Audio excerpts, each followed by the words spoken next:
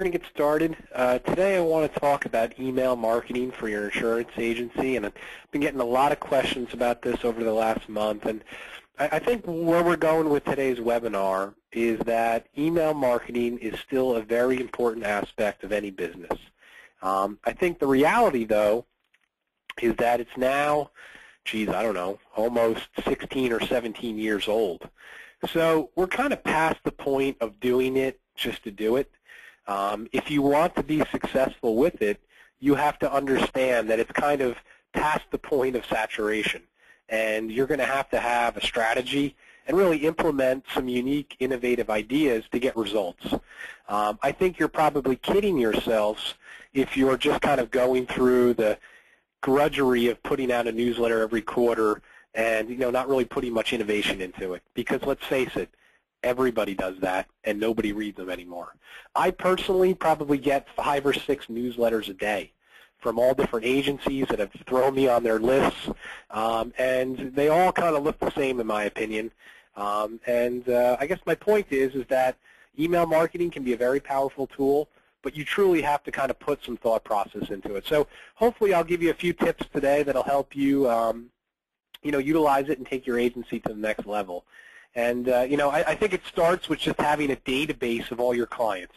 If you're at the point where you don't have all of your clients' email addresses, it's one of those things where you probably should look in the mirror and say, hey, look, I'm behind. I need to do this just for retention purposes.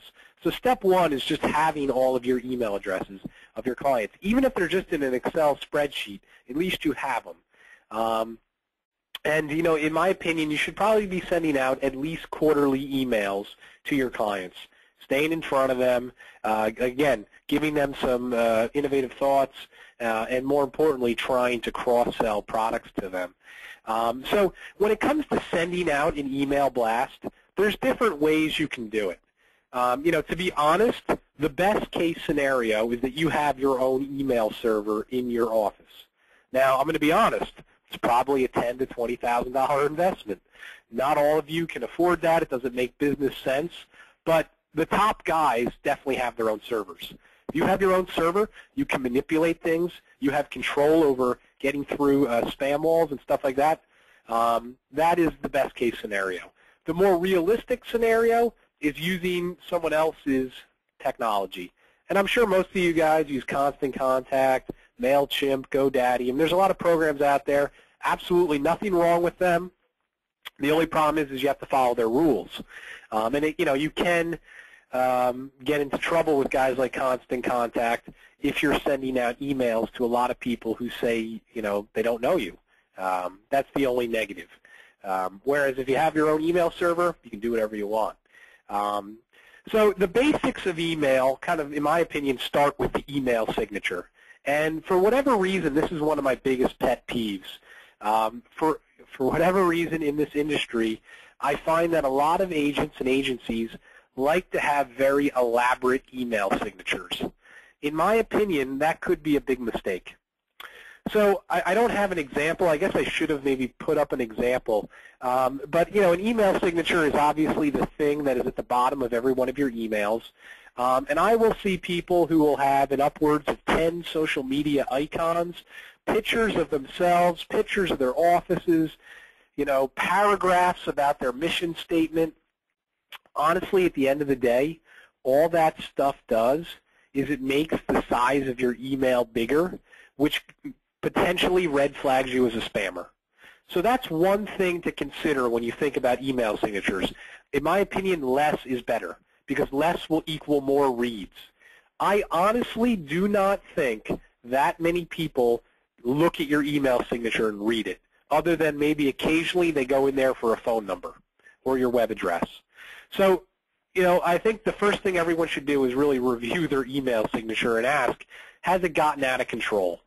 And really look at the size of each of your emails you're sending. Have you made the size triple or quadruple based on all the graphics in your email signature and stuff like that? The other thing to consider is what happens when people are reading my emails from an iPhone, from a handheld device? How does my email signature look? Do they even see it? So that's another thing to consider. So for me personally, guys, I like to keep it simple. I have my name, my phone number, and I believe a link to my Facebook page. That's it. I would highly suggest you kind of keep it simple. To change your email signature, if you're using Outlook, all you have to do is go into the options area up top, click options, click mail format, click signatures, and you can change it. And if you have a handheld device, if you're an agent who's always out on the road, you're sending a lot of emails from your iPhone, from your, I guess, BlackBerry, from whatever you have to set up your email signature on that as well. Just go into your email settings and you should see it. That was something that kind of frustrated me for a while until I realized that there was actually a button for that. So that's another kind of tip that I suggest. If you are sending emails, a lot of them from your handheld, set up a signature for that. It will help you.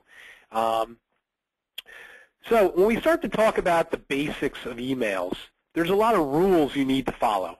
Okay? If you're sending emails out to more than 2 people, you should blind copy all of the addresses.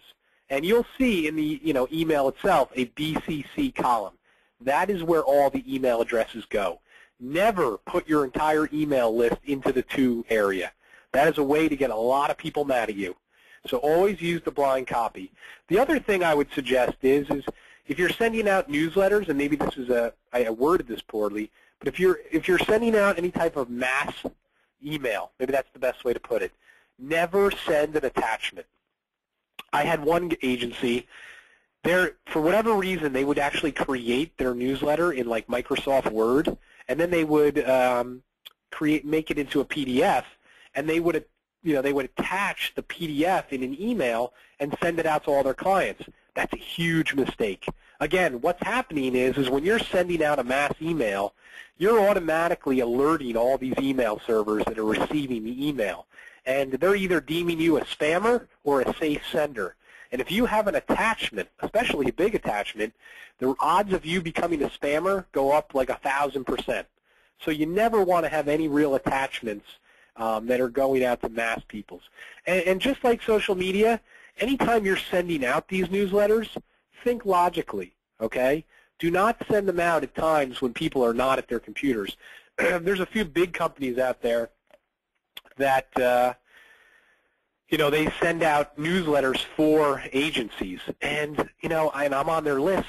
I get these emails at like 4 a.m. at night from people. There's no way the client is reading them when they come in at, first thing in the morning. So my point is the time of day you're sending out a newsletter or an email does matter. You don't want to send it out when people probably have a lot of emails at once in their email accounts. Try to send it out middle of the day. Don't send it out on Mondays. Always send out a test email to yourself to see how it looks. And in a few minutes here, we'll talk about newsletters in general, but there's a lot of these newsletters that, offer graphics and all that kind of stuff. Sometimes that stuff doesn't work great because the graphics don't repopulate correctly. So my point is always send out a test email. And I know most of you must have at least 2 email addresses at this point. Maybe you have your business email and you have a Yahoo email or you have a Hotmail email. Send it to Hotmail. Send it to Yahoo. See how it looks when people are pulling it up. That's something that I've always done, and it's always really helped me. And then most importantly, you always have to have unsubscribe features to any email you're sending out, or you can get in a lot of trouble. So always that has to be at the bottom. So the keys to success for your agency are making sure that these newsletters or these email blasts are personalized. One of the things that I find is a lot of agencies, again, they feel like they have to do it. It's like drudgery. And I almost feel like a lot of the newsletters are something I would find on CNN and MSNBC. Just a ton of articles that are republished. And for the consumer, they don't need you to tell them the news. I hate to tell you. They want expertise. They want opinions. They want advice. So to me, that's personal, valuable stuff. That's what these emails should have. Stay away from just repopulating other people's news. Because it's just, at the end of the day, I don't think there's the demand for it. Keep the font the same color. That's another thing I see. For whatever reason, people think that changing the fonts and the sizes draws people in.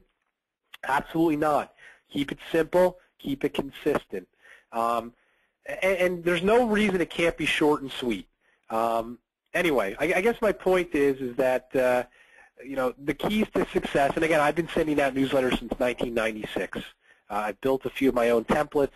I've studied statistics on reads and click-throughs. The more elaborate ones always failed. The simpler ones were always more successful. So the key is to personalizing it. Try to give people value, and if you can do that, people are going to read it. If it looks like spam, people delete it. That's the reality today. Like I said in the beginning, the first thing I mentioned is we're in year 16, 17 of email marketing. It is past the point of oversaturation. The people that are going to be successful are the people that really take it to the top level. To just do it, you will fail. You will get no results. So on newsletters, I think what I've seen in the industry is back in 2000, 2001, 2002, 2003, most agencies would use newsletters to educate people. They kind of try to tell them, hey, this is what's going on with these products. This is what's going on in the industry. And I think that everyone does that now. There's kind of been a shift. And more importantly, the consumer is so much more different than they used to be. So my suggestion would be, rather than just having newsletters that are completely educational, try to design them to be more promotional. Let people know about what's new with your agency, what you're doing, who's working there. Use it as a cross-selling opportunity, more call to action, driving people to your website, driving people to your social media presence. That is where you're going to get the value, and more importantly, that's going to get more people reading it because it's more unique. On the flip side, those newsletters are much, and it doesn't have to just be a newsletter, it can be a blast. Those ones are harder to write because there's more creativity involved. And yes, I know, and that's the constant thing I get. Ken, I just don't have the time, I don't have the thought process. Then if that's the case, and I put it right here, if you're struggling for content, then it's not worth sending out the email. Wait another month until you get more inspired and write it then. There's no rule that says you have to consistently pump out bad material. I would only send something out if there really is some innovation in there and it's worth your time. Because I think the problem is once the person who's getting your email psychologically says that this email is a waste of my time, they don't even read it anymore. They tune you out. So my point is don't wait, don't get people frustrated with you, because at the end of the day, they'll just delete your email. They won't even unsubscribe. They'll just keep deleting it because they're too lazy to unsubscribe. So only write content that you feel is valuable and worth your time. I would suggest now, keep your newsletters or your updates 2 or 3 articles. You're going to probably get 5 to 15 seconds of someone's time. They're not going to read it word for word. They're going to browse. And that's probably why you want to have more call to action. Have them click for more information, send them to your website, send them to your blog. That's going to be a better strategy than just posting massive, thoughts. If you're going to have a lead generational email, keep it simple, keep it to the point. It should always have what's called call to action. Hyperlinks that say click here to view more, that send them to the landing page. One of the newer fads are these virtual meetings. Everyone's doing GoToMeetings. Obviously, I do them. That may be another strategy, sending out invites to these meetings. Certainly, you can go to GoToMeeting or any of these companies now for a few bucks, get an account, and start sending out emails to free meetings where you're training people on healthcare reform. You're training people on ways that they can improve their personal insurance, whatever. I see a lot of agencies doing that, and you can use email to obviously get those invites out to people. With social media, obviously any of these emails that you're sending out, any of these big thoughts, they should also be shot through your social media presence as well. That is just another complementary distribution chain that should be utilized. And for whatever reason, I often get asked by people, well, I put this on my blog. Should I email it to people? Should I send it to my Facebook account? Should I send it to LinkedIn? Yeah, you want to market your ideas and your brand everywhere. So nothing is just for one thing. Everything goes out to everything. And that allows you to touch more people because honestly, some people still pay attention to email. Some people pay attention to LinkedIn. And you want to be able to touch all those people with different kind of thought processes. So to summarize, guys, like I said, email marketing is not dead. To get results, it's a lot harder. I personally wouldn't spend a lot of money if I was trying to promote things on email marketing. And there are companies out there you can spend, who knows, and upwards of thousands of dollars to market. I'd stay away from that. I would spend more time and money accumulating email addresses. But at the end of the day, there is value, but you have to have some thought process. You have to be creative, and you have to understand that if you're just kind of pumping out generic stuff, people will tune you out very quickly.